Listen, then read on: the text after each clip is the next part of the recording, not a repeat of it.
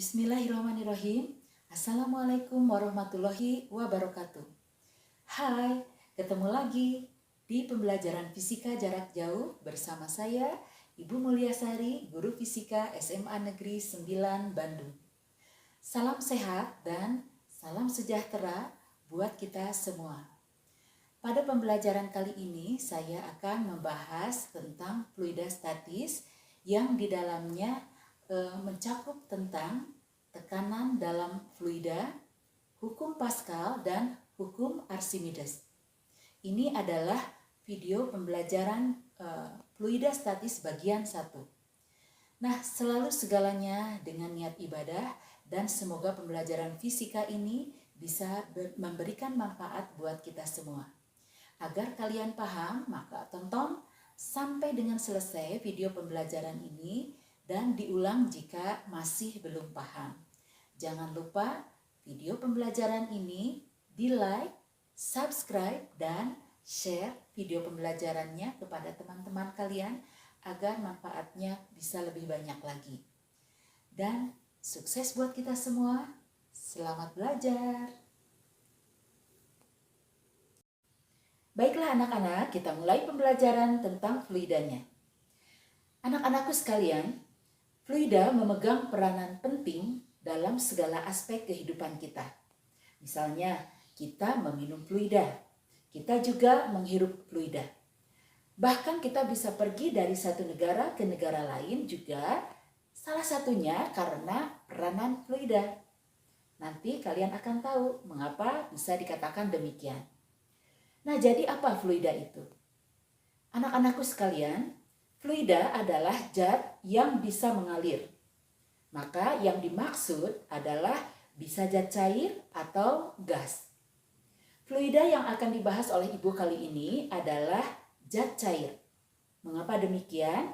Agar supaya mudah dipahami dan mudah diilustrasikan. Tidak seperti gas yang susah untuk kita ilustrasikan.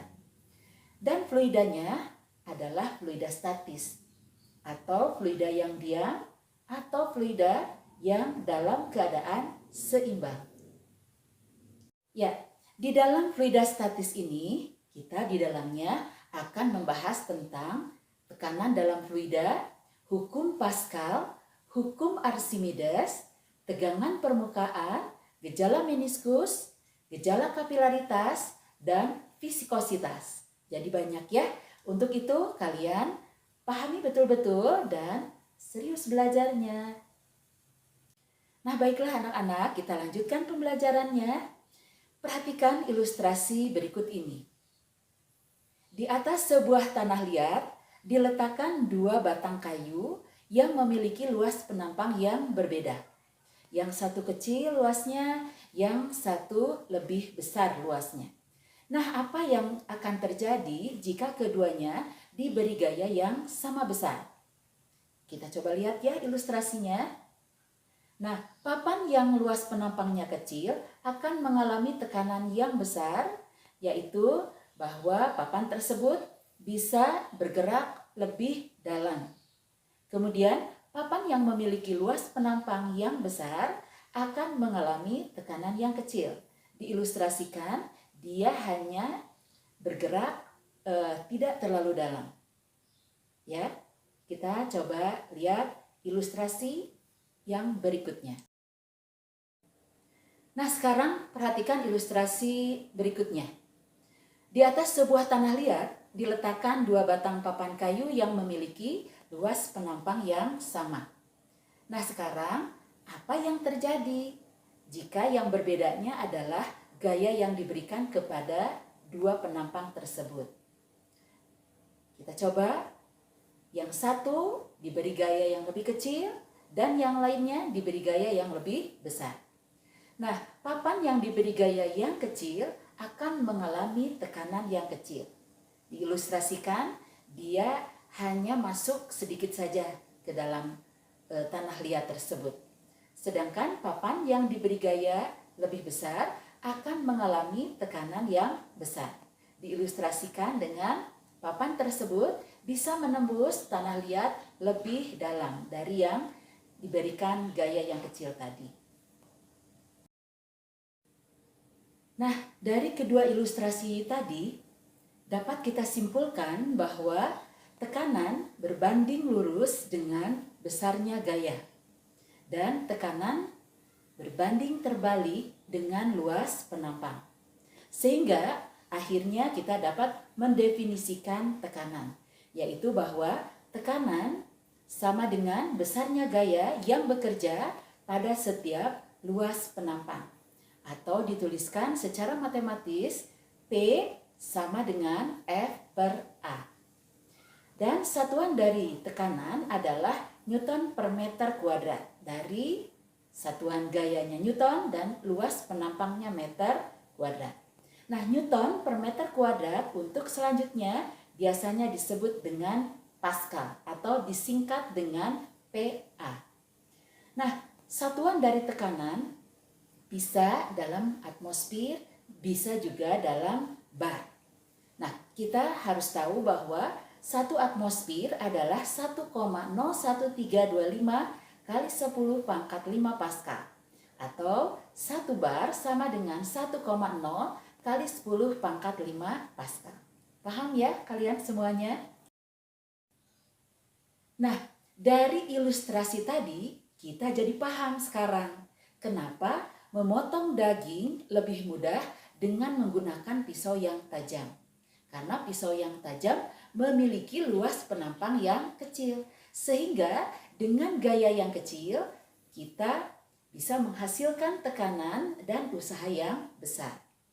Nah, bagaimana tekanan yang dihasilkan oleh fluida? Kalau tadi tekanan yang dihasilkan oleh zat padat. Nah, anak-anak, tekanan yang dihasilkan oleh fluida selanjutnya disebut dengan tekanan hidrostatika. Untuk mengetahui sifat tekanan hidrostatik, perhatikan ilustrasi berikut ini dan kalian bisa melakukannya juga di rumah dengan menggunakan botol bekas. Ya, agar pembelajaran di rumahnya tidak bosan, lakukan percobaannya ya. Ya, selanjutnya perhatikan ilustrasi berikutnya. Di sini ada keran yang fungsinya nanti untuk mengisi botol. Kemudian ini ada botol yang dilengkapi dengan 4 buah lubang dengan ketinggian yang berbeda. Ada posisi yang paling atas, lalu posisi kedua, posisi ketiga, dan posisi keempat yang paling rendah ketinggiannya. Nah, apabila sudah terisi penuh botol tersebut, kerannya kita buka satu-satu ya. Dan keluar air dari lubang yang paling bawah. Jatuh airnya di jangkauan sedemikian. Kemudian kita buka lubang kedua, lubang ketiga, dan lubang keempat. Nah, apa yang ada di benak kalian setelah melihat ilustrasi yang barusan tadi? Nah, kita nanti simpulkan ya. Nah, sekarang ilustrasi yang berikutnya. Masih dengan menggunakan botol yang berlubang. Ini ada keran air untuk mengisi botolnya. Kemudian ini ada botol yang sudah dilengkapi dengan banyak lubang. Hanya sekarang ketinggian dari lubangnya itu sama. Nah, kita isi dengan air dan kemudian ketika botolnya dibuka, apa yang terjadi? Nah, air keluar dengan jangkauan jarak yang sama. Nah, anak-anakku sekalian, dari kedua ilustrasi silinder berlubang tersebut dapat kita ambil kesimpulan bahwa sifat tekanan hidrostatik yaitu 1. Semakin dalam ke bawah fluida, semakin besar tekanannya. Tadi dibuktikan bahwa pancaran air lebih jauh di posisi paling bawah. Ya, dan jangkauannya paling dekat ketika air keluar dari posisi yang paling tinggi atau yang paling dekat ke permukaan. Lalu sifat yang kedua adalah, catat ya, tekanan fluida menyebar ke segala arah. Ini digambarkan dalam peristiwa yang kedua di mana lubangnya memiliki ketinggian yang sama dan ternyata air menyebar ke segala arah. Dan untuk lubang yang kedalamannya sama, maka jangkauan dari air yang keluarnya juga sama untuk setiap lubang. Nah, hal ini dapat kita rasakan saat kita menyelam di kolam. Pernah kalian nyelam di kolam renang kan ya? Pastinya pernah dong. Nah, kalian merasakan bagaimana tekanan pada dada kalian berbeda di setiap kedalaman yang berbeda. Nah, jadi air itu menekan dari segala arah ke tubuh kita pada saat kita berenang. Tetapi kenapa hanya bagian depan yang terasa lebih sesak? Karena di bagian depan ini tidak dilindungi oleh tulang-tulang yang seperti di bagian belakang, sehingga kita akan merasa lebih sesak di depan ini, ya. Bagaimana kita sekarang bisa menentukan besarnya tekanan hidrostatik di titik sembarang atau di kedalaman sembarang di dalam suatu fluida? Baiklah, kita coba menurunkan persamaannya melalui ilustrasi gambar berikut ini. Nah, ada sebuah kotak besar yang berisi dengan fluida, misalnya air. Nah, kita akan menentukan besarnya tekanan hidrostatik di titik X. Nah, bagaimana caranya? Bayangkan kita bisa menggambar sebuah silinder dengan ketinggian H. Kemudian letakkan titik pusat dari luas penampang silinder itu tepat di titik X. Nah, seperti ini ya. Kemudian ini adalah luasnya, ini tinggi dari silinder. Nah, silinder tersebut memiliki berat W. Untuk selanjutnya, W itu adalah berat dari zat cair tersebut. Dan untuk berikutnya disebut dengan F. Nah, anak-anakku sekalian, tekanan hidrostatik untuk selanjutnya disebut dengan pH yang bekerja pada alas silinder dihasilkan oleh berat silinder itu sendiri. Nah, berat silinder adalah W.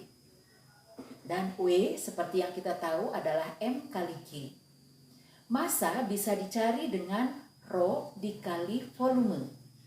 Kemudian volume bisa dicari dengan A dikali H, luas alas dikali tingginya.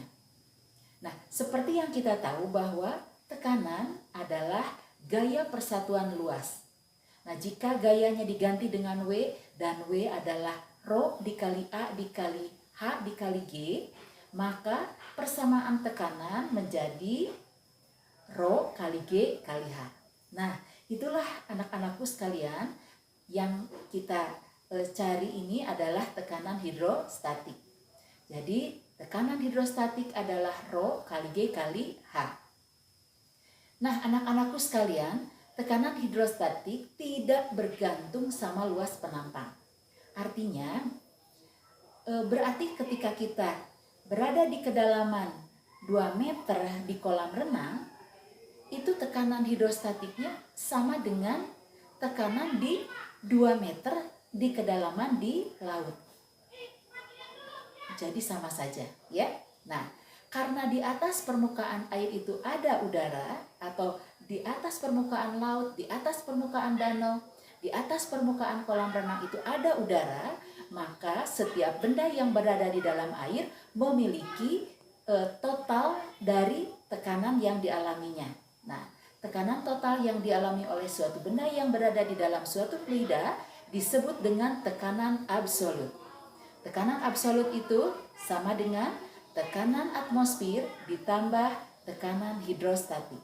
Tekanan atmosfer selanjutnya disebut dengan P0. Ya, baiklah anak-anak, kita lanjutkan pembelajaran fisikanya. Nah, sekarang kita akan berbicara tentang bejana berhubungan. Nah, di sini disiapkan keran untuk mengisi air pada bejana berhubungan tersebut. Nah, ini adalah bejana berhubungannya. Kita isi dengan air ya. Nah, kita berhenti sampai di sini. Nah, ternyata setelah air diisikan pada bejana berhubungan, ya, bejana berhubungan tersebut masing-masing berbeda bentuknya, tetapi ketika diisi dengan air, pada akhirnya ketinggian dari air di dalam masing-masing bejana itu akan sama. Nah, anak-anakku sekalian, fluida pada bejana berhubungan akan sama tinggi. Ini menunjukkan bahwa tekanan bergantung pada kedalaman, bukan pada bentuk wadahnya. Nah, fenomena ini dinyatakan dalam hukum pokok termodinamika, yang bunyinya semua titik yang terletak pada suatu bidang datar di dalam suatu zat cair yang sejenis itu akan memiliki tekanan yang sama. Nah, jadi itu bunyi dari hukum termodinamika.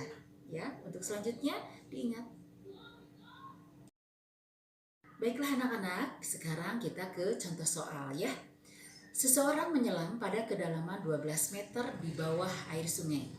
Tekanan atmosfer di permukaan air adalah 1 atmosfer.